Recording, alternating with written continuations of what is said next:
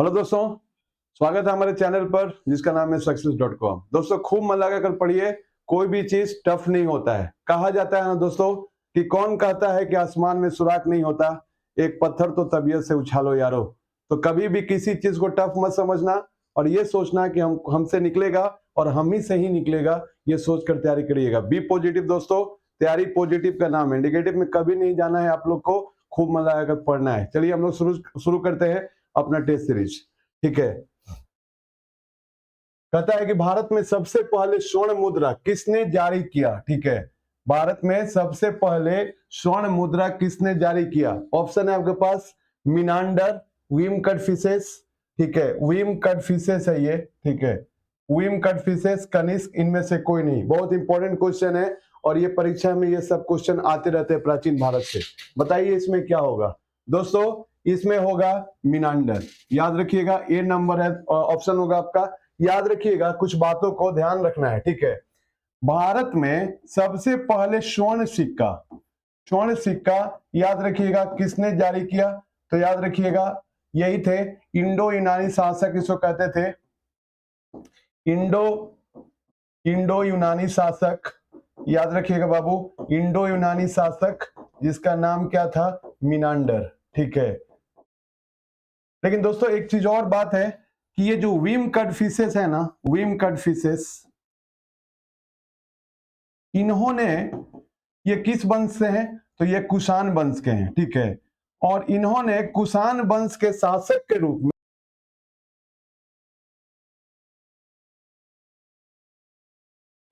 तो ये कुषाण वंश के रहे, स्वर्ण सिक्के जारी किए। तो जब आपके पास ऑप्शन में मिनांडर नहीं रहेगा, क्योंकि मिनांडर तो स्वर्ण सिक्का जारी करने वाला पहला इंडो शासक था, इंडो यूनानी शासक था। लेकिन जब ये नहीं रहे तो आपको क्या लगाना है, आपको लगाना है विम कटफिसेस। आपको पता है दोस्त, अच्छा कुषाण वंश के संस्थापक कौन थे। कुषाण वंश के संस्थापक आपको पता ही होगा, कुषाण वंश के संस्थापक कौन थे, तो कुजुल कटफिसेस, इसको याद रखिएगा। और आपको एक स्वर्ण मुद्रा से ही रिलेटेड एक क्वेश्चन आपको बता दे कि सबसे शुद्ध स्वर्ण सिक्का जारी करने वाला अगर शासक पूछ देगा, सबसे शुद्ध स्वर्ण सिक्के जारी करने वाला शासक अगर आपसे पूछ देगा सिक्का जारी, तब यहां पर क्या होगा सर, तब यहां पर होगा कनिष्क। याद रखिएगा, काफी इंपॉर्टेंट क्वेश्चन है। तो इतना फैक्ट आप, अच्छा स्वर्ण सिक्कों को क्या कहा जाता था, तो स्वर्ण सिक्कों को बॉस दिनार कहा जाता था। याद रखिएगा, स्वर्ण सिक्कों को क्या कहा जाता था, दिनार। बीपीएससी में एक क्वेश्चन पूछा था मेरे भाई कि सीसा का सिक्का जारी करने वाला वंश कौन था। तो याद रखिएगा, सीसा का सिक्का जारी करने वाला पहला जो वंश था वो सातवाहन वंश था। सीसा का सिक्का जारी करने वाला, ये सब बहुत इंपॉर्टेंट है मेरे भाई। सीसा का सिक्का जारी करने वाला पहला वंश कौन था, तो याद रखिएगा सातवाहन। तो ये सब आप बिल्कुल याद करिएगा, काफी इंपॉर्टेंट है आपके परीक्षाओं के लिए, ध्यान रखना है। ठीक है, कहता है कि दांडी मार्च की शुरुआत कहां से हुई। काफी इंपॉर्टेंट क्वेश्चन है, दांडी मार्च की शुरुआत कहां से हुई। साबरमती,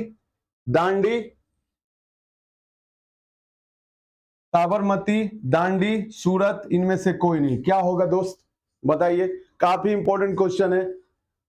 इसकी शुरुआत जो हुआ, दांडी मार्च की शुरुआत हुआ साबरमती से। मेरे भाई याद रखिएगा कि यहां पर ये साबरमती है, साबरमती से, याद रखिएगा साबरमती गुजरात से यहां तक दांडी इनको पहुंचना था महात्मा गांधी को नमक कानून तोड़ने के लिए। ठीक है, यानी कि जो दांडी मार्च था वो आपको साबरमती से शुरू हुआ और गांधी जी को कहां पहुंचना था, दांडी में, और यहां पर आकर उनको नमक कानून तोड़ना था। मेरे भाई अंग्रेज लोग जो रहे, ये छोटा छोटा चीज भी मतलब हस्तक्षेप करते रहते थे। भारत के लोग अपना नमक बनाते थे, खाते थे, मामूली सा चीज था। अब इन्होंने क्या कर दिया अंग्रेजों ने कि नमक बनाने पर रोक लगा दिया। अब बोला कि जो सरकार, जो आपको सरकार से नमक खरीद कर खाना होगा। बताओ यार, जाती ही है ना।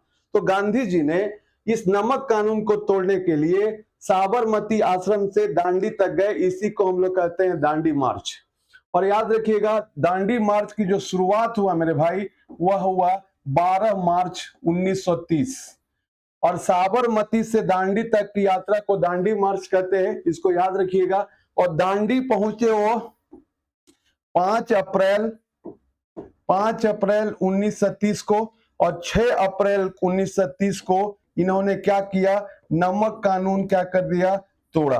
तो इतना दूर से आपको जो 12 मार्च और जो 6 अप्रैल के बीच में टोटल उन्होंने दांडी मार्च में टोटल 24 दिन चले। ये भी परीक्षाओं में क्वेश्चन पूछे जाते हैं। और कितना किलोमीटर चले मेरे भाई, तो याद रखिएगा 385 किलोमीटर। अगर मील में पूछेगा तो 241 मील। अगर पूछेगा कितने समर्थक थे इनके साथ में, तो 78। कितना दिन यात्रा चला, 24। अगर पूछेगा कि सबसे ज्यादा मतलब गांधी जी के मार्च में किस प्रांत के लोग सबसे ज्यादा शामिल थे, तो गुजरात के लोग सबसे ज्यादा इस मार्च में शामिल थे। यह भी पूछेगा कि दांडी मार्च में किस प्रांत के लोग सबसे ज्यादा शामिल थे, तो क्या मानिएगा, गुजरात। देखिए दांडी मार्च में सभी लोग एकदम उजला कपड़ा पहनकर निकला था। लग रहा था कि नदी जो है सफेद नदी बह रही है। गांधी जी के पीछे पीछे एकदम सफेद कपड़ा पहने हुए लोगों का एक काफिला जा रहा था। लग रहा था कि एकदम सफेद नदी बह रही है। इतने समर्थक थे दोस्तों उनके साथ में, याद रखिएगा। और इस दांडी मार्च में सबसे बुजुर्ग सदस्य गांधी जी थे, 61 वर्ष के। और सबसे कम उम्र का जो दांडी मार्च में था, याद रखिएगा 16 वर्ष का एक लड़का था जिसका नाम था लीलाधर। तो आपसे पूछता है कि दांडी मार्च में सबसे कम उम्र का कौन सा मार्च में शामिल था, कौन सा व्यक्ति, तो 16 वर्ष का लड़का लीलाधर। सबसे बुजुर्ग कौन थे, गांधी जी। सबसे ज्यादा किस प्रांत से थे, तो गुजरात से, याद रखिएगा। और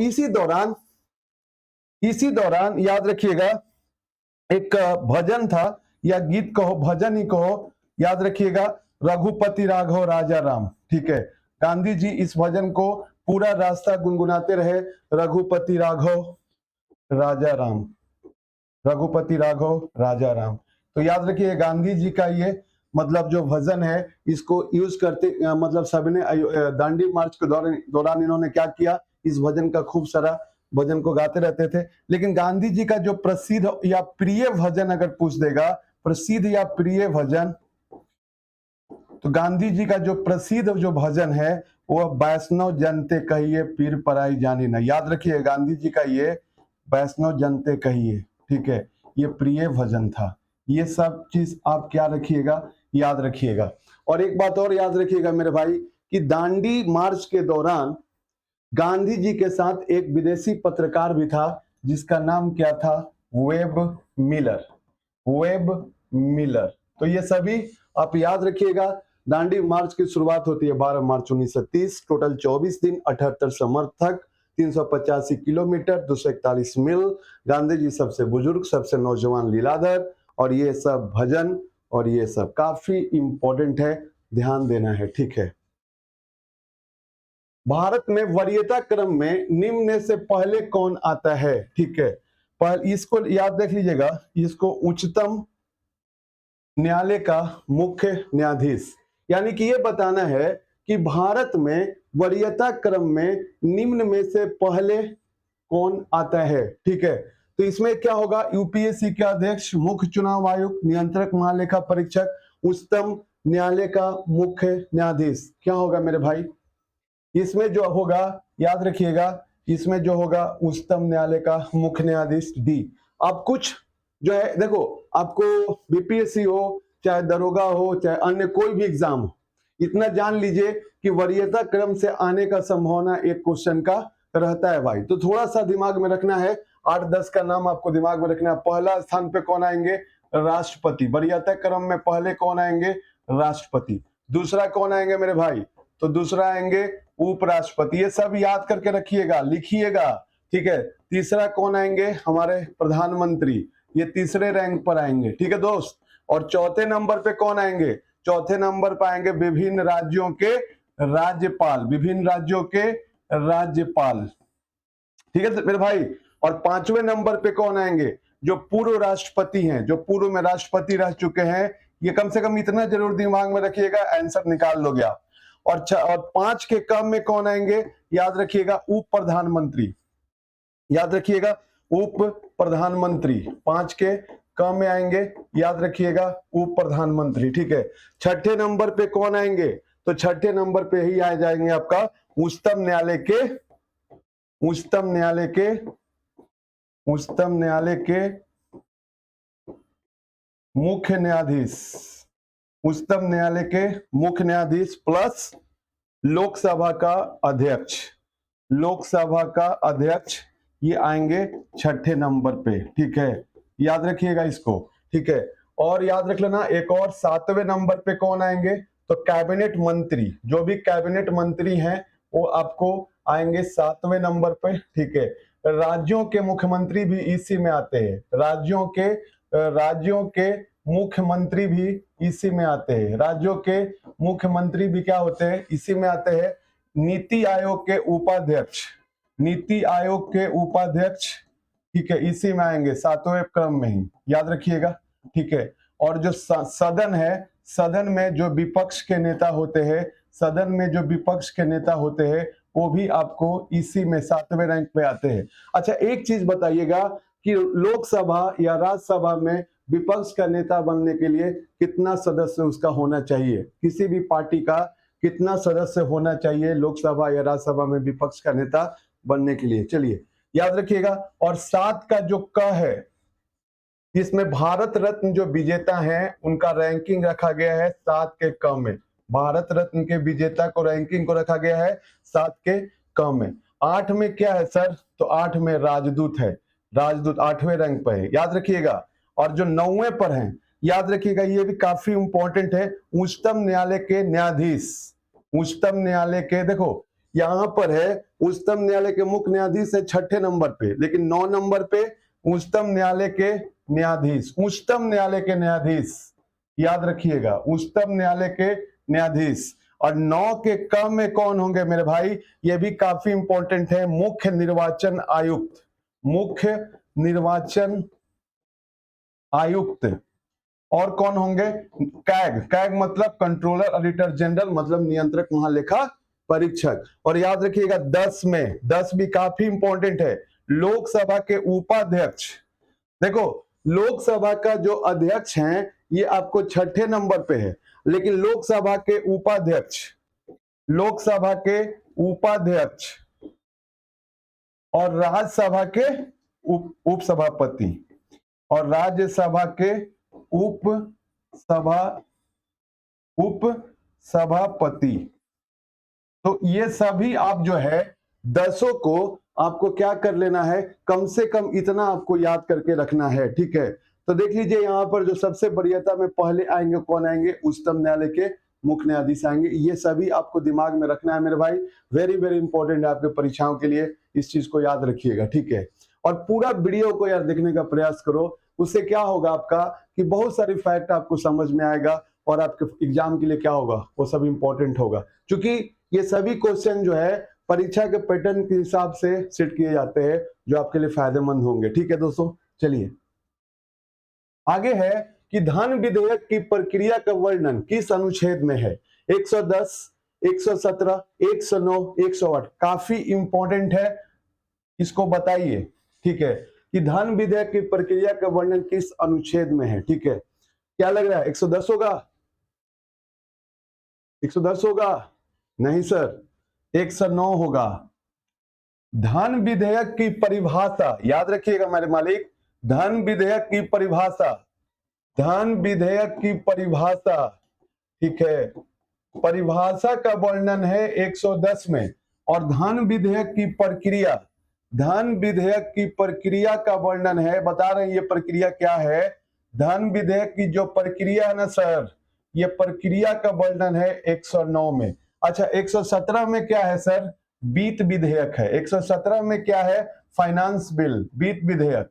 और 108 में क्या है सर, कल की क्लास में भी बताए थे कि अनुच्छेद 108 में यह है कि मान लो कि कोई साधारण विधेयक पर लोकसभा और राज्यसभा में विवाद हो जाता है, कोई फैसला निकल कर नहीं आता है, तो राष्ट्रपति को यह पावर है कि दोनों सदनों का संयुक्त अधिवेशन को बुलाएगा। याद रखिएगा किस आर्टिकल के तहत, तो 108 के तहत। तो याद रखिएगा ये संयुक्त अधिवेशन की बात करता है सर, संयुक्त अधिवेशन की बात करता है। और संयुक्त अधिवेशन जो है कौन बुलाता है? राष्ट्रपति बुलाते हैं। और ये किस आर्टिकल में है? याद रखिएगा 108। और धन विधेयक की प्रक्रिया क्या है सर? आप जान लीजिए। देखिए, कोई भी विधेयक लोकसभा में पेश होता है, राज्यसभा में पेश होता है, दोनों से पारित होता है और राष्ट्रपति के पास जाता है, और राष्ट्रपति जैसे उस पर अनुमति देते हैं, वो बिल क्या हो जाता है? कानून बन जाता है। याद रखिएगा। तो यहां पर जो धन विधेयक की प्रक्रिया का जो हम बात कर रहे हैं, जिसका वर्णन अनुच्छेद 109 में है, इसमें यह कहा गया है कि धन विधेयक जो है काफी इंपॉर्टेंट है। याद रखिएगा, धन विधेयक पहले कहां पेश होगा? पहले सिर्फ और सिर्फ धन विधेयक पहले लोकसभा में ही पेश होगा। पूछता है कि धन विधेयक कहां पेश होता है, तो धन विधेयक केवल लोकसभा में ही पेश होता है। राज्यसभा में बस खाना पूर्ति के लिए लोकसभा भेजता है, बस केवल क्या कर सकते हैं उसको? औपचारिकता। पूरा पावर धन विधेयक के संदर्भ में लोकसभा अपने पास रखता है सर, याद रखिएगा। तो पहले धन विधेयक पहले कहां पेश होगा? लोकसभा में। और किसकी अनुमति से पेश होगा? यानी कि पूछता है कि धन विधेयक को लोकसभा में किसकी अनुमति से पेश करते हैं? तो राष्ट्रपति। बिना राष्ट्रपति की अनुमति से लिए आप लोकसभा में धन विधेयक को पेश नहीं कर सकते। तो ये पूरा प्रक्रिया है, याद रखिएगा। और लोकसभा क्या करता है? लोकसभा जो है राज्यसभा के पास भेजता है, ठीक है। और राज्यसभा जो है उसको सिर्फ अपने पास 14 दिन तक रोक सकती है। अगर वो 14 दिन के बाद भी उस विधेयक को लोकसभा के पास वापस नहीं भेजी, तो ऐसी स्थिति में उस धन विधेयक को वैसा ही पारित मान लिया जाता है जैसा कि लोकसभा ने उसको राज्यसभा के पास भेजा है। यानी कि राज्यसभा के पास कोई विकल्प नहीं है, उसको वापस जो है 14 दिन के भीतर उसको कहां भेज देता है? लोकसभा में। तो राज्यसभा किसी भी धन विधेयक को मैक्सिमम कितना दिन अपने पास रख सकती है? 14 दिन। उससे ज्यादा नहीं रख सकती, इस चीज को याद रखिएगा, ठीक है। तो अगर मान लो कि लोकसभा जो है राज्यसभा के पास भेजी, राज्यसभा 14 दिन के पहले ही भेज देते हैं। अगर भेजता है, अगर कहता है कि भैया इसमें कुछ संशोधन आप कर लो, तो आपका मर्जी है, ठीक है। अगर वो संशोधन के साथ वापस इसके पास लौटाता है, उस संशोधन को लोकसभा मान भी सकती है और नहीं भी मान सकती है, क्योंकि पूरा पावर जो है धन विधेयक के संदर्भ में कौन रखता है? तो लोकसभा अपने पास रखता है। तो याद रखिएगा, ये तो प्रक्रिया हो गया। और याद रख लेना कि कोई विधेयक धन विधेयक है कि नहीं, कोई विधेयक धन विधेयक है कि नहीं, कोई विधेयक धन विधेयक है कि नहीं, है कि नहीं, इसका निर्णय कौन करता है सर? इसका निर्णय करता है लोकसभा अध्यक्ष। अब देखिए, एक चीज तो हो गया कि लोकसभा से पारित हो गया, राज्यसभा भी उसको मतलब पारित कर दिया। अब ये जाएगा राष्ट्रपति के पास, और राष्ट्रपति साहब इसको पुनर्विचार के लिए लौटा नहीं सकते हैं। क्यों? क्योंकि उन्हीं की अनुमति से धन विधेयक को लोकसभा में क्या किया गया है? पेश किया गया है। और एक एक बात सर इसका इंपॉर्टेंट है, और एक एक बात परीक्षाओं में आपसे पूछे जाते हैं। तो धन विधेयक पहले और केवल लोकसभा में पेश होगा और राष्ट्रपति की अनुमति से पेश होगा। लोकसभा राज्यसभा के पास लोकसभा जो है उसको राज्यसभा के पास भेजती है, राज्यसभा उसको मैक्सिमम 14 दिन तक रोक सकता है। यदि राज्यसभा उसको 14 दिन के अंदर नहीं भेजता है, तो वो ऐसे ही पारित मान लिया जाता है। और राज्यसभा जब उस बिल को अनुमति, प्रक्रिया जो है आपके लिए काफी इंपॉर्टेंट है, और इस पूरा दिमाग में रखना है। ये सारा चीज आपके लिए क्या है? इंपॉर्टेंट है मेरे भाई। छोड़ना धन विधेयक का पूरा ये प्रक्रिया आपके दिमाग में रहना चाहिए, छोड़ना नहीं है, ठीक है। एक बात याद रखिए, जब तक तोड़ेंगे नहीं, जब तक छोड़ेंगे नहीं, ये कॉन्सेप्ट के साथ पढ़िए, ठीक है दोस्तों। चलिए आगे आते हैं कि गांधी जी की मृत्यु पर किसने कहा था कि हमारे जीवन से प्रकाश चला गया? ठीक है, ये काफी इंपॉर्टेंट क्वेश्चन है। लॉर्ड माउंटबेटन, ठीक है, डॉक्टर इंदिरा प्रसाद, जवाहरलाल नेहरू, एस राधाकृष्णन, मतलब सर्वपल्ली राधाकृष्णन। किसने बोला था कि गांधी जी के मृत्यु पर किसने कहा था कि हमारे जीवन से प्रकाश चला गया? तो याद रखिएगा मेरे भाई, जवाहरलाल नेहरू बोले थे कि हमारे जीवन से क्या चला गया? प्रकाश चला गया। अच्छा, गांधी जी को याद रखिएगा, गांधी जी को याद रखिएगा, गांधी जी को वन मैन बाउंड्री फोर्स, मतलब कि ये अकेला आदमी भारत के लिए काफी है। वन मैन बाउंड्री फोर्स किसने कहा था? तो लॉर्ड माउंटबेटन ने कहा था। इसको याद रखिएगा, ठीक है। और राजेंद्र प्रसाद का कुछ पुस्तकें हैं जो आपके परीक्षाओं में पूछे जाते हैं। इंडिया डिवाइडेड याद रखिएगा किसका पुस्तक है, डॉक्टर राजेंद्र प्रसाद साहब का। और बापू के चरणों में याद रखिएगा, ये भी काफी इंपॉर्टेंट है, बापू के चरणों में। अच्छा, संविधान सभा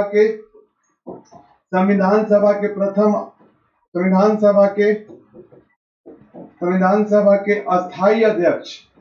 अस्थाई अध्यक्ष कौन बने थे संविधान सभा के, तो याद रखिएगा डॉक्टर राजेंद्र प्रसाद। कौन बने थे, डॉक्टर राजेंद्र प्रसाद। ये सब याद रखिएगा, काफी इंपॉर्टेंट है। और जब अंतरिम सरकार बनी थी, याद रखिएगा 2 सितंबर 1946 को, तो अंतरिम सरकार में राजेंद्र प्रसाद खाद्य एवं कृषि मंत्री थे। तो ये सभी परीक्षाओं में आपके प्रश्न बन जाते हैं, याद रखिएगा। ये जवाहरलाल नेहरू ने ऐसा कहा था, इसको भी याद करके रखिएगा मेरे भाई। चलिए आगे आते हैं। कहता है कि संसद की प्राक्कलन समिति है अस्थाई, मतलब यहाँ पर अस्थाई कर लीजिएगा, अस्थाई, अस्थाई, न्यायिक, इनमें से कोई नहीं। यानी जो पूछ रहे आपसे कि संसद की प्राक्कलन समिति है, ठीक है, अस्थाई, अस्थाई, न्यायिक, इनमें से कोई नहीं। दोस्तों इसका जो आंसर होगा अस्थाई, याद रखिएगा मेरे भाई, काफी इंपॉर्टेंट है, इसको याद करके रखना है कि 3 समितियां जो है, जो अस्थाई समिति है, यानी कि संसद की जो अस्थाई समिति है, इसको आपको दिमाग में रखना है। कौन कौन? एक है लोक लेखा समिति, ठीक है, पब्लिक अकाउंट कमिटी, लोक लेखा समिति, ये क्या है, अस्थाई समिति है, ठीक है। फिर उसके बाद क्या है, प्राक्कलन समिति, ये भी जो है, ये भी अस्थाई है, याद रखिएगा। और एक है सार्वजनिक उपकरण समिति, ठीक है। तो ये जो तीनों समितियां है ना भाई, ये तीनों समितियां जो है अस्थाई है, ठीक है। क्वेश्चन को किस तरीके से पूछेगा ये कहना मुश्किल है। देखो इसी क्वेश्चन को कितना बार अलग अलग पॉइंट ऑफ व्यू से पूछे गए हैं, तो आपको दिमाग में रखना है। अच्छा, लोक लेखा समिति में 15 सदस्य जो होते हैं लोकसभा से होते हैं और 7 सदस्य होते हैं राज्यसभा से, टोटल सदस्य कितना हो गए, 22। प्राक्कलन समिति में सिर्फ और सिर्फ लोकसभा से होते हैं, याद रखिएगा, सिर्फ और सिर्फ कहां से होते हैं, लोकसभा से, ठीक है। और सार्वजनिक समिति से फिर 15 सदस्य लोकसभा से, मतलब 15 सदस्य लोकसभा से और 7 सदस्य राज्यसभा से होते हैं। ये तीनों को आपको याद रख लेना होगा। ये तीनों कैसा समिति है, अस्थाई समिति है। यही परीक्षा में आपसे प्रश्न पूछ रहा है मेरे भाई, इंपोर्टेंटली इसको याद रखिएगा। चलिए आगे आते हैं, ठीक है। कहता है किस रंग का तिरंगा सबसे लंबा होता है, हरा, पीला, नीला, लाल, क्या होगा। काफी भी परीक्षाओं में क्वेश्चन पूछे जाते हैं दोस्त, तो याद रखिएगा इसका जो आंसर होगा, तिरंगा सबसे लंबा होता है लाल का। देखिए आप कलर पढ़े होंगे विब्योर, ठीक है, तो आपको पता है ये रेड है। और लाल रंग का तरंगदैर्घ्य क्या होता है मेरे भाई, लाल रंग का जो वेवलेंथ होता है वो सबसे ज्यादा होता है, और बैंगनी रंग का जो तरंगदैर्घ्य होता है वो सबसे कम होता है। बैंगनी रंग का तरंगदैर्घ्य क्या होगा, सबसे कम। और जिसका तरंगदैर्घ्य जो होगा सबसे कम होगा, उसका प्रकीर्णन यानी स्कैटरिंग सबसे ज्यादा होगा। तो प्रकीर्णन सबसे ज्यादा किसका होता है, बैंगनी रंग का। और तरंगदैर्घ्य, क्योंकि जिसका तरंगदैर्घ्य ज्यादा रहेगा उसका प्रकीर्णन क्या होगा, स्कैटरिंग क्या होगा, कम होगा।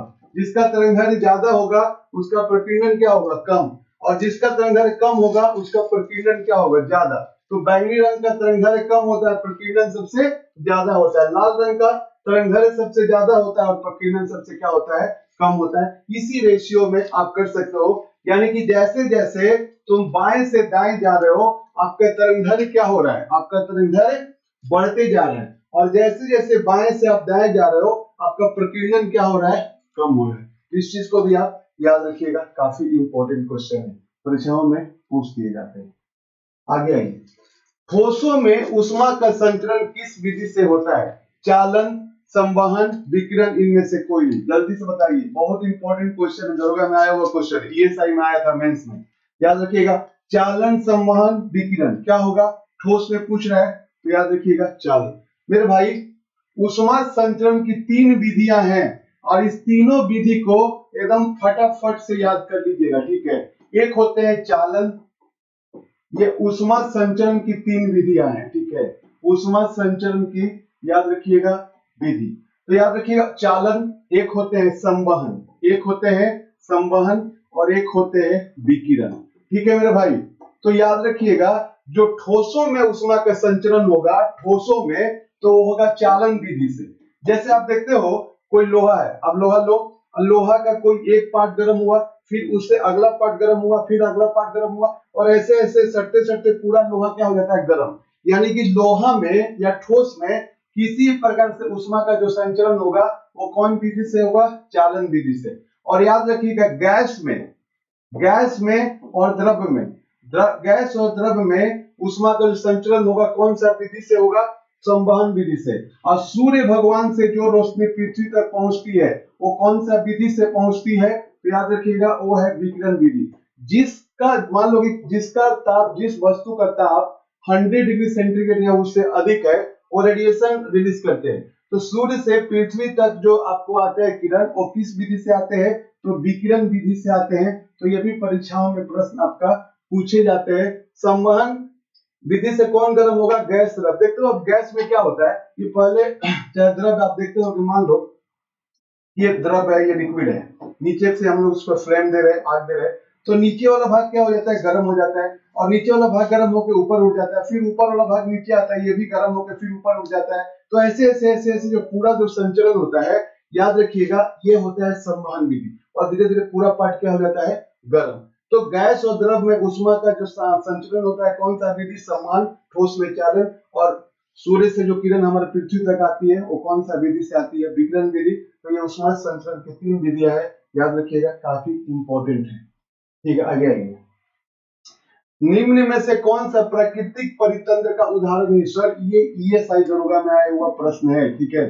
कहता है कि नेचुरल इकोसिस्टम जिसको भगवान ने बनाकर भेजा है, मनुष्य ने नहीं बनाया, वो क्या होगा, नदी, जंगल, घास के मैदान, बगीचा। थोड़ा दिमाग लगाओ के बन जाएगा, ऐसे भी क्वेश्चन आ रहे हैं आजकल परीक्षाओं में, ध्यान दीजिएगा।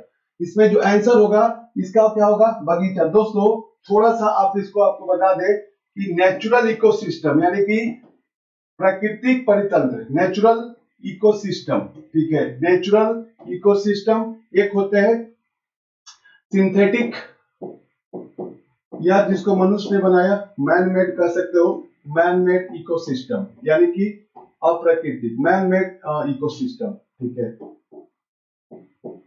देखिए इसमें क्या होगा, इसमें झरना, नदी, सागर, ये सब याद कर लीजिएगा, महासागर, ठीक है, महासागर, घास का मैदान, घास का मैदान, घास का मैदान, मरुस्थल, ठीक है, ये सभी मेरे भाई, ये सभी जो है ये नेचुरल इकोसिस्टम है, मतलब जो ऊपर वाला ने हमें बख्शा है और हमने खुद बनाया है। इसमें क्या होगा, खेत, खेत, खेत हम बनाते हैं, खलिहान ये बनाते हैं, याद रखिएगा।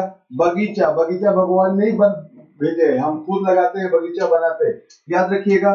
जो मछली घर, एक्वेरियम, जो मछली घर बनाते हैं, याद रखिए उसको हम कहते हैं एक्वेरियम, एक्वेरियम, ठीक है। बांध, बांध, नहर, ये सब क्या है, ये सब मैन मेड है, यानी मनुष्य ने बनाया, ये नेचुरल इकोसिस्टम है। तो यहाँ पर देख लीजिए, और यहाँ जंगल, जंगल भी क्या है आपका, जंगल भी आपका नेचुरल इकोसिस्टम है।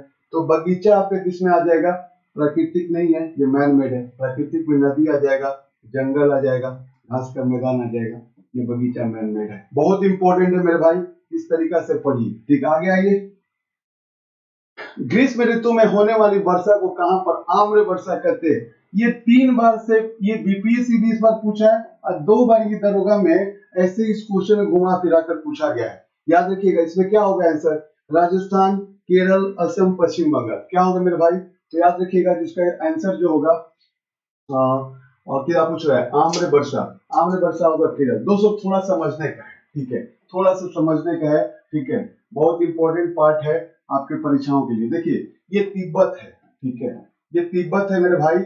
और तिब्बत में क्या होता है, एक होता है पूर्वी जेट स्ट्रीम, ठीक है, पूर्वी जेट स्ट्रीम आप समझ लो ये एक हवा है, और जिसके कारण इस एरिया में क्या होता है तापमान बहुत ज्यादा हो जाता है, और तापमान जब होता है तो हवाएं गर्म हो जाती है, और हवाएं गर्म होकर ऊपर उठने लगती है। कोई भी चीज देखते हो कि गर्म होता है तो ऊपर उठता है। जैसे हमारे पॉकेट में पैसा जब ज्यादा हो जाता है, और जब पॉकेट गर्म होता है तो सीधे हम घर छोड़ के कहाँ जाते हैं, मॉल में घूमने चले जाते हैं। भाई कहा भाई, तो पॉकेट में ढेर पैसा, पॉकेट गर्म है।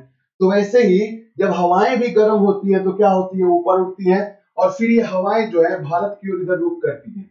और इधर जो बंगाल की खाड़ी है सर, बंगाल की खाड़ी में मानसून से पहले वर्षा करा देती है। तो ग्रीष्म ऋतु में होने वाली वर्षा को कहां पर आम्र वर्षा कहते हैं। देखिए आपको हम बता देते हैं, काफी इंपॉर्टेंट है, यहाँ पर हम लिख देते हैं कि आम्र वर्षा जो है आमों के खेती के लिए क्या होती है, काफी उपयोगी होती है। तो आम्र वर्षा कहाँ होती है, तो याद रखिएगा, ये जो बंगाल की खाड़ी में ये उष्ण कटिबंधीय चक्रवात आ जाता है, ठीक है, उष्ण कटिबंधीय चक्रवात। और ये जो है उष्ण कटिबंधीय चक्रवात जो है, ये मानसून से पहले क्या कर देता है, वर्षा करवा देता है। तो आम्र वर्षा कहाँ कहते हैं, आम्र वर्षा कहते हैं केरल में और कर्नाटक में, यानी दक्षिण साइड में, ठीक है। कभी कभी क्या कर देगा कि राज्य नहीं देगा, क्षेत्र दे देगा, ठीक है। और दूसरा याद रखिएगा, चेरी ब्लॉसम, ये जो होते हैं ना, ये चेरी खेती के लिए चेरी ब्लॉसम, ये भी कहां पर होते हैं, यानी कि इस वर्षा को चेरी ब्लॉसम कहां कहा जाता है, तो याद रखिएगा कर्नाटक में ही कहा जाता है, और इसका कुछ एरिया केरल में भी। तो याद रखिए, इस बार बीपीएससी में भी ये प्रश्न आया था, ठीक है। और आम्र वर्षा हो गया केरल कर्नाटक, चेरी ब्लॉसम कर्नाटक केरल। याद रखिएगा एक और होते हैं काल बैसाखी, काल बैसाखी कहा जाता है पश्चिम बंगाल में। काल बैसाखी कहाँ कहा जाता है, तो याद रखिएगा पश्चिम बंगाल में। यानी कि जो ग्रीष्म ऋतु में होने वाली वर्षा को हम लोग विभिन्न नामों से जानते हैं, आम्र वर्षा केरल कर्नाटक, चेरी ब्लॉसम कर्नाटक केरल, काल बैसाखी पश्चिम बंगाल। सर जी एक और है नरवेस्टर, ठीक है। और नरवेस्टर जो कहते हैं, याद रखिएगा, ये उड़ीसा में इसको नरवेस्टर के नाम से जाना जाता है। तो याद रखिएगा, काल बैसाखी पश्चिम बंगाल, नरवेस्टर उड़ीसा, ये सब एरिया का आपको याद करके रखना है, काफी काफी इंपॉर्टेंट है, ठीक है। और राजस्थान में इस वर्षा को मावट कहते हैं, क्या कहते हैं, मावट। तो ये सभी आप याद करके रखिएगा। अच्छा, असम में इस वर्षा को कहते हैं बोडोचिला, क्या कहते हैं, बोडोचिला। तो भाई साहब प्लीज इसको याद कीजिएगा, आपके परीक्षाओं के लिए बहुत ही इंपॉर्टेंट होते हैं आगे, ठीक है। कौन सी धातु इटाई इटाई रोग उत्पन्न करती है, इटाई इटाई रोग का कारण बनती है, ठीक है। देखो दोस्त, जो कैडमियम है, कैडमियम जो है, इसके कारण इटाई इटाई रोग होता है। तो आपको कुछ हम बात बता देते हैं, कैडमियम रोग, कैडमियम जो पानी में, कैडमियम जब मात्रा बढ़ जाएगा तो कैडमियम के कारण एक रोग होगा, इटाई इटाई, ठीक है। दरोगा में क्वेश्चन आते रहता है, याद रखिएगा। आगे जो होगा, पारे की अधिकता से, जल में पारा यानी कि मरकरी की अधिकता हो जाएगी, पारे की अधिकता से कौन सा रोग होगा, तो पारे की अधिकता से मिनी माता रोग होगा। कौन सा रोग होगा, मिनी माता रोग। अच्छा, फिर पूछ देगा कि नाइट्रेट अगर जल में ज्यादा होगा, नाइट्रेट ज्यादा हो जाएगा तो कौन सा रोग होगा, तो याद रखिएगा ब्लू बेबी सिंड्रोम, ठीक है मेरे भाई, ब्लू बेबी सिंड्रोम। तो ये सभी चीजें जो है आपको याद करके रखना होगा, ये तीनों का आपके दिमाग में ध्यान रखना होगा कि कैडमियम के अधिकता से इटाई इटाई, पारे की अधिकता से मिनी माता, नाइट्रेट की अधिकता से ब्लू बेबी सिंड्रोम। दोस्तों ये सभी काफी इंपॉर्टेंट है, जहां ना पहुंचे कभी वहां पहुंचे कभी, ये सब एग्जामिनर पहुंचता है, ध्यान दीजिएगा, ठीक है। अगर हमारा प्रयास अच्छा लग रहा हो यार, तो बीच बीच में लाइक शेयर सब्सक्राइब भी करते रहिए, ठीक है। काफी अच्छा कंटेंट हम लोग आकर आपके पास दे रहे हैं, ध्यान दीजिएगा। आगे देखिए, कहता है कि आर्द्र भूमियों को बचाने के लिए, यानी वेटलैंड को बचाने के लिए रामसर सम्मेलन कब शुरू हुआ, 4 फरवरी 1971, 2 फरवरी 1971, 1 फरवरी 1982, 1 दिसंबर 1975। क्या होगा मेरे भाई, देखिए इसका जो आंसर होगा, इसका क्या आंसर होगा, 2 फरवरी। आपको थोड़ा सा बता देते हैं, 2 फरवरी 2 फरवरी 1971 को ईरान के रामसर शहर में, ईरान के रामसर शहर में, रामसर शहर में क्या हुआ, ईरान के रामसर शहर में क्या हुआ कि एक सम्मेलन हुआ, जिसे हम क्या कहते हैं, रामसर सम्मेलन कहते हैं। क्या कहते हैं बॉस, रामसर सम्मेलन, ठीक है। और इसमें जो है आर्द्र भूमियों को, आर्द्र भूमि जो वेटलैंड है उनको बचाने की बात की गई, आर्द्र भूमि को बचाने की बात की गई, ठीक है, बचाने की प्रयास की गई, ठीक है। इसीलिए आपको पता है, इसीलिए जो है 2 फरवरी को हम लोग विश्व आर्द्र भूमि दिवस मनाते हैं। विश्व आर्द्र भूमि दिवस मनाते हैं, विश्व आर्द्र भूमि दिवस मनाते हैं। ठीक है, अब आपसे पूछेगा, ये तीनों आपके लिए इंपॉर्टेंट है। देखो ये जो है, ये जो आपका ईरान में जो रामसर सम्मेलन हुआ, ये लागू कब हुआ? देखो यहाँ तो मीटिंग हुआ कि भैया हम जो है पूरे विश्व के वेटलैंड को बचाएंगे, तो याद रखिएगा मीटिंग हुआ 2 फरवरी 1971 को। और रामसर सम्मेलन की बातें लागू कब हुई? तो रामसर सम्मेलन लागू हुआ, रामसर सम्मेलन की जो बातें हैं, रामसर सम्मेलन की जो बातें हैं वो लागू कब हुई? लागू कब हुई?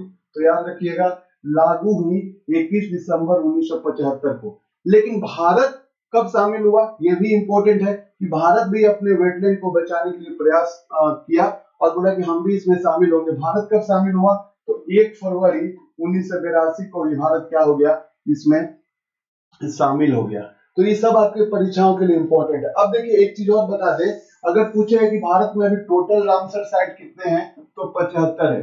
और 75वां रामसर साइट कौन है? तो सालबुग, सालबुग वेटलैंड। ठीक है, सालबुग वेटलैंड जो है, याद रखिएगा ये कहाँ है? JNK में।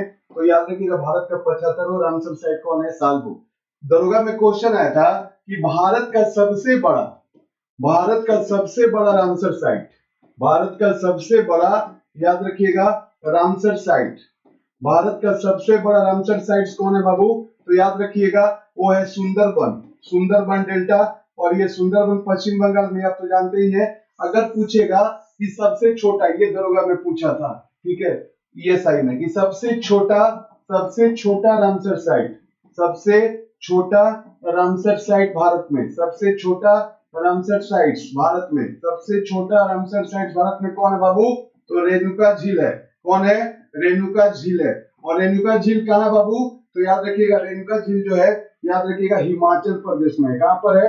हिमाचल प्रदेश में। तो ये पूछा था एक बीपीएससी में, इस बार पूछा आपसे 68 में, इसका रिजल्ट आया है कि दीपोर आर्द्र भूमि, दीपोर वेटलैंड, ये कहाँ है सर? तो दीपोर वेटलैंड जो है सर, ये असम में है। कहां पर है? असम में। तो कुछ फैक्टों को याद करते हुए चलिएगा, समझने का प्रयास कीजिएगा। ठीक है, आगे आते हैं।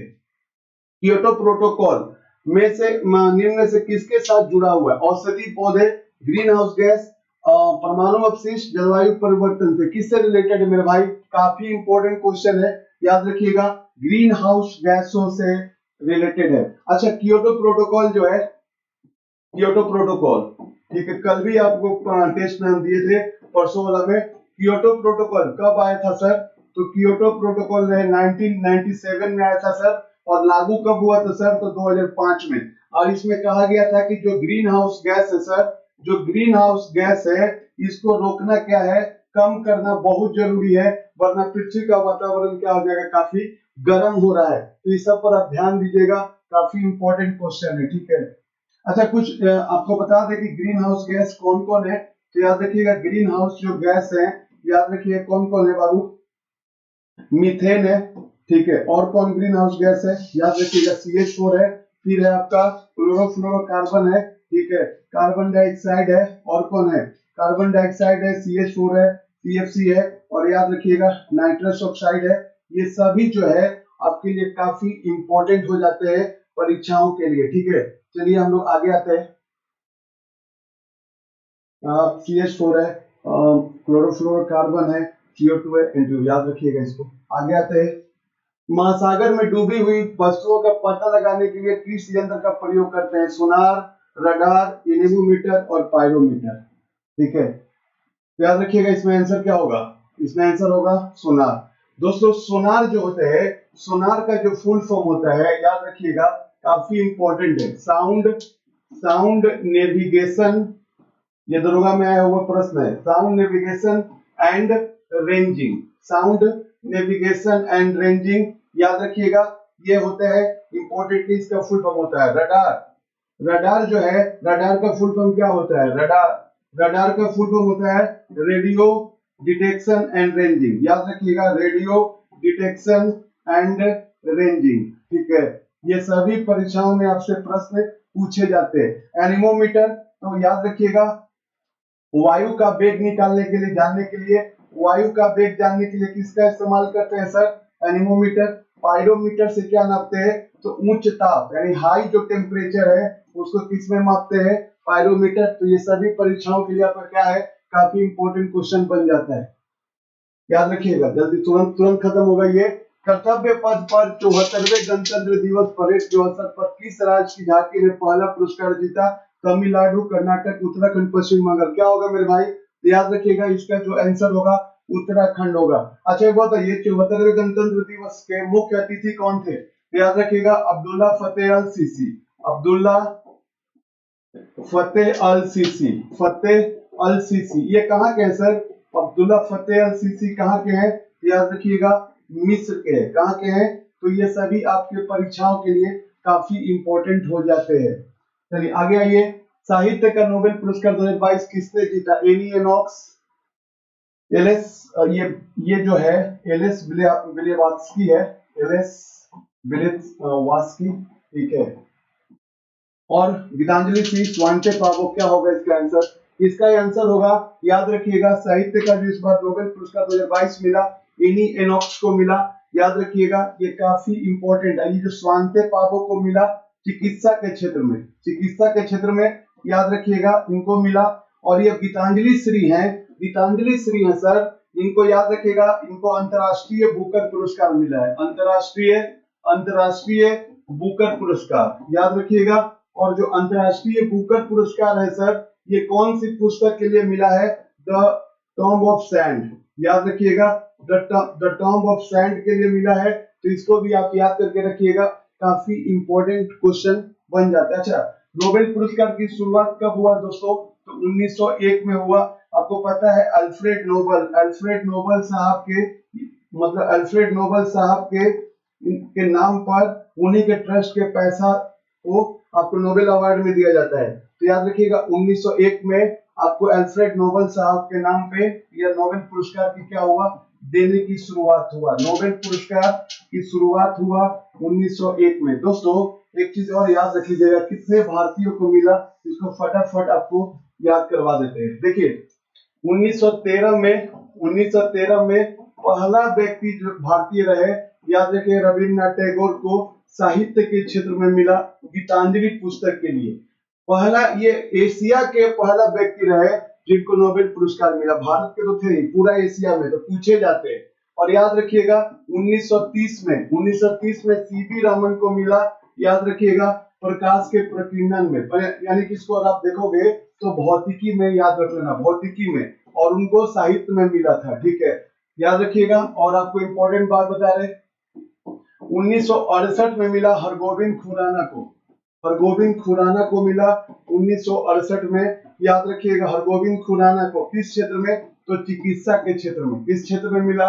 तो चिकित्सा के क्षेत्र में मिला। इनको साहित्य के क्षेत्र में मिला है रविन्द्रनाथ टैगोर को, ठीक है, याद रखिएगा। और 1979 में मिला है किसको? याद रखिएगा मदर टेरेसा को, मदर टेरेसा को मिला है। और ये किस क्षेत्र में मिला है? तो याद रखिएगा भाई, शांति के क्षेत्र में मिला है, ठीक है, याद रखिएगा। 1983 में चंद्रशेखर को मिला है, याद रखिएगा, चंद्रशेखर, भौतिकी के क्षेत्र में, ठीक है, किस क्षेत्र में? तो भौतिकी के क्षेत्र में, ठीक है मेरे भाई, इसको याद करके रखिएगा, ठीक है। और 1998 में अमर्त्य सेन को मिला है, अमर्त्य सेन को मिला है, याद रखिएगा, अर्थशास्त्र के क्षेत्र में। किस क्षेत्र में? अर्थशास्त्र के क्षेत्र में मिला है, याद रखिएगा। 2001 में मिला है बीएस न्यायपाल को, बीएस न्यायपाल को मिला है। और किस क्षेत्र में मिला है? तो याद रखिएगा साहित्य के क्षेत्र में, साहित्य के क्षेत्र में मिला है, याद रखिएगा, ठीक है। और एक बात याद रखिएगा मेरे भाई, 2009 में रामकृष्णन को मिला है, रामकृष्णन को मिला है। और ये किस क्षेत्र में मिला है? तो रसायन विज्ञान के क्षेत्र में मिला है, ठीक है मेरे भाई। और याद रखिएगा 2014 में मिला है कैलाश सत्यार्थी को, शांति के क्षेत्र में, कैलाश सत्यार्थी को मिला है शांति के क्षेत्र में, याद रखिएगा, शांति के क्षेत्र में। और 2019 में जो मिला है नोबेल अवार्ड, याद रखिएगा, अभिजीत बनर्जी को मिला है अर्थशास्त्र के क्षेत्र में, अभिजीत बनर्जी को मिला है, याद रखिएगा, किस क्षेत्र में? तो अर्थशास्त्र के क्षेत्र में। तो टोटल इतना भारतीयों को मिला है, दिमाग में रखना है मेरे भाई।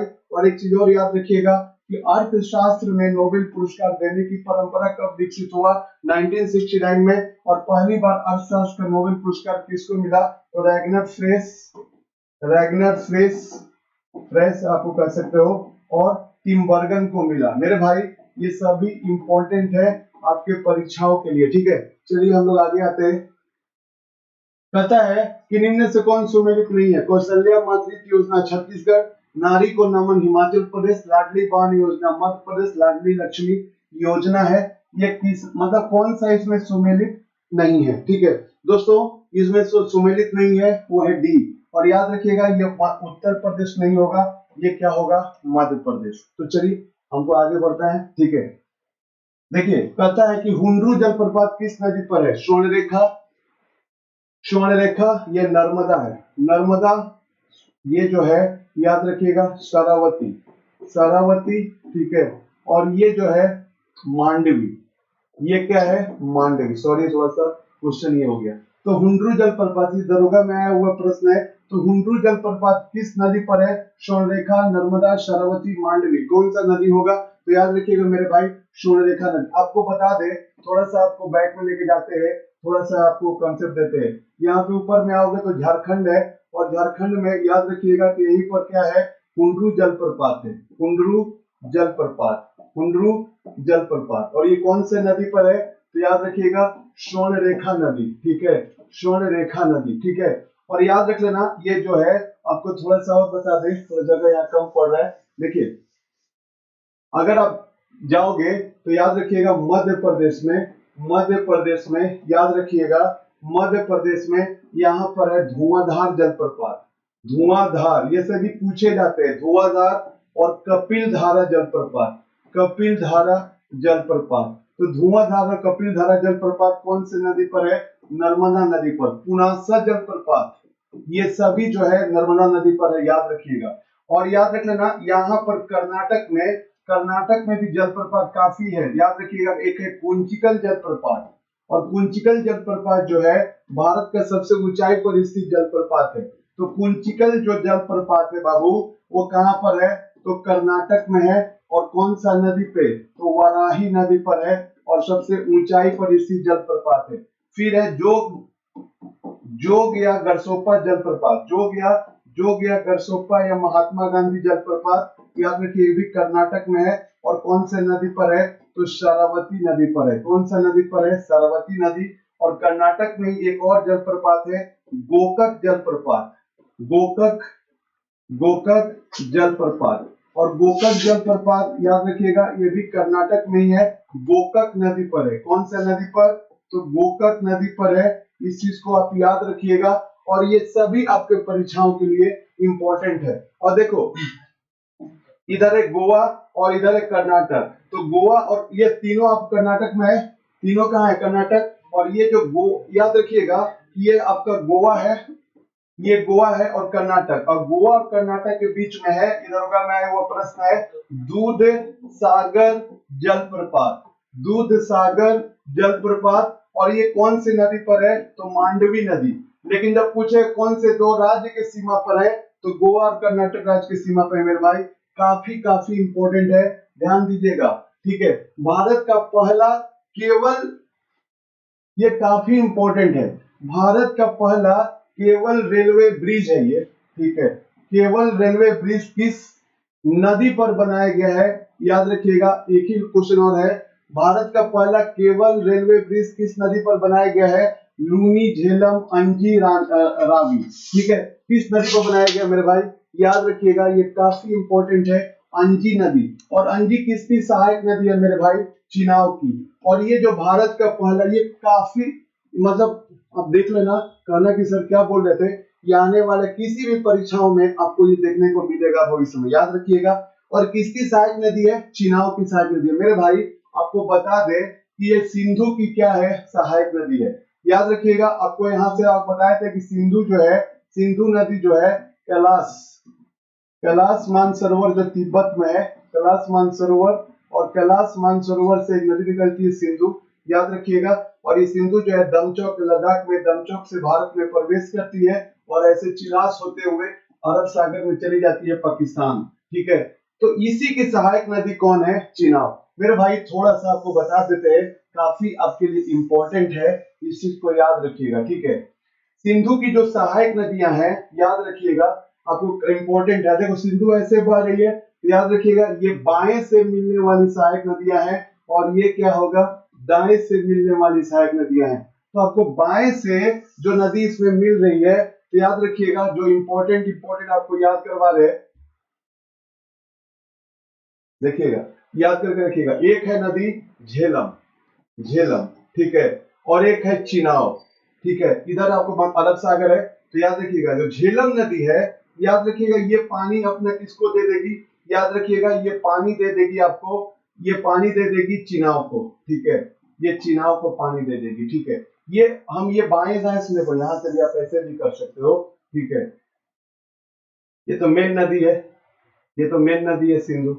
अब देखो ये जो है, ये जो है आपका कौन है? आपका है झेलम, ठीक है, ये है झेलम, ठीक है।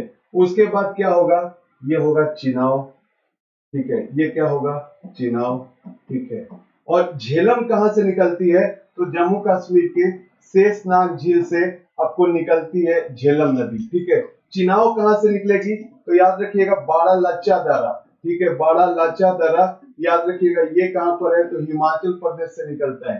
अच्छा, चिनाव के बाद एक और नदी मिल जाएगी इसमें, उसका नाम क्या है? रावी, रावी। और याद रखिएगा एक और नदी मिलेगी ब्यास, लेकिन एक सतलज नदी भारत से बाहर का आएगी। और याद रखिएगा सतलज नदी, और सतलज नदी जो है, सतलज नदी में एक और नदी आकर मिल जाएगी, यह है, उसका नाम क्या है? ब्यास, याद रखिएगा। और ये सभी सिंधु की सहायक नदियां हैं, और सभी अपना पानी अंततः कहां मिलकर लेकर चली जाएंगी? तो याद रखिएगा सिंधु नदी में। तो ये सभी सिंधु की क्या है मेरे भाई? सभी सहायक नदियां हैं। अच्छा, रावी कहां से निकलेगा? तो रावी निकलेगा रोहतांग दर्रा से, और रोहतांग दर्रा कहां पर है? हिमाचल प्रदेश में। ब्यास कहां से निकलेगा? तो याद रखिएगा ब्यास कुंड से ही निकलता है, और ये भी कहां पर है? हिमाचल प्रदेश में, ठीक है। सतलज नदी कहां से निकलती है? तो सतलज नदी निकलती है आपको वही, आपको कैलाश मानसरोवर के राकस से, राकस, और कैलाश मानसरोवर तिब्बत से ही निकलता है, याद रखिए कैलाश मानसरोवर के पास ये निकलता है। और ये जो सतलज नदी है, भारत में जो प्रवेश करती है, भारत में जो प्रवेश करती है, वो कौन सा दर्रा से भारत में प्रवेश करती है? तो याद रखिएगा सिपकिल्ला दर्रा से भारत में प्रवेश करती है। तो ये सभी आप याद रखिएगा कि झेलम कहां से निकली? शेषनाग, चिनाव बड़ा लच्चा दर्रा, रोहतांग रावी, रावी रोहतांग दर्रा से निकला, याद रखिएगा ब्यास, ब्यास कुंड से निकला, सतलज राकस और कैलाश मानसरोवर से निकला, और भारत में सिपकिल्ला दर्रा से भारत में क्या किया? प्रवेश किया। और ये सभी सिंधु में फाइनली मिल जाते हैं। ये सभी सिंधु की क्या है? सहायक नदियां हैं, काफी इंपॉर्टेंट है। और एक लास्ट क्वेश्चन आपके पास है, इसको पढ़ लेते हैं। हाल ही में विश्व खुशहाली रिपोर्ट 2023 इसके द्वारा जारी किया गया विश्व बैंक, विश्व आर्थिक मंच, सतत विकास समाधान नेटवर्क इनमें से कोई नहीं। भाई जल्दी बताइए, इसका जो आंसर होगा वो क्या होगा? सतत विकास समाधान रिपोर्ट। विश्व खुशहाली रिपोर्ट जो है, आपको पता है कि भारत का स्थान 126 है। प्रथम में कौन है? फिनलैंड, प्रथम में कौन है? फिनलैंड। दूसरे नंबर पे कौन है? डेनमार्क। और तीसरे नंबर पे कौन है भाई साहब? तीसरे नंबर पे है आइसलैंड। तीसरे नंबर पे कौन है? आइसलैंड। तो ये सभी आपके परीक्षाओं में पूछे जाते हैं। फिनलैंड की राजधानी कहाँ है सर? तो हेलेंस्की है, ठीक है। डेनमार्क की राजधानी कहाँ है सर? तो कोपेनहेगन है डेनमार्क की राजधानी। और आइसलैंड की राजधानी कहाँ है? रिकियाविक। दोस्त ये काफी इंपॉर्टेंट है, ये जारी कौन करता है इसको याद कर लीजिएगा, ठीक है। और ये सब हम बहुत बार आपको लिखवा चुके हैं दोस्तों। इस तरीके से जो है आज हम लोग इसको यहीं पर इतना रखते हैं, ठीक है। कल नेक्स्ट वीडियो में आपके साथ कुछ टॉपिक के साथ हम लोग आधुनिक भारत के सीरीज लेकर भी आएंगे, और एमसीक्यू भी। अगर हमारा प्रयास अच्छा लग रहा हो तो प्लीज इसे लाइक शेयर सब्सक्राइब कीजिएगा, ताकि हमारा भी क्या होगा? हौसला बढ़ेगा। दोस्तों अपना ख्याल रखिएगा, टेक केयर।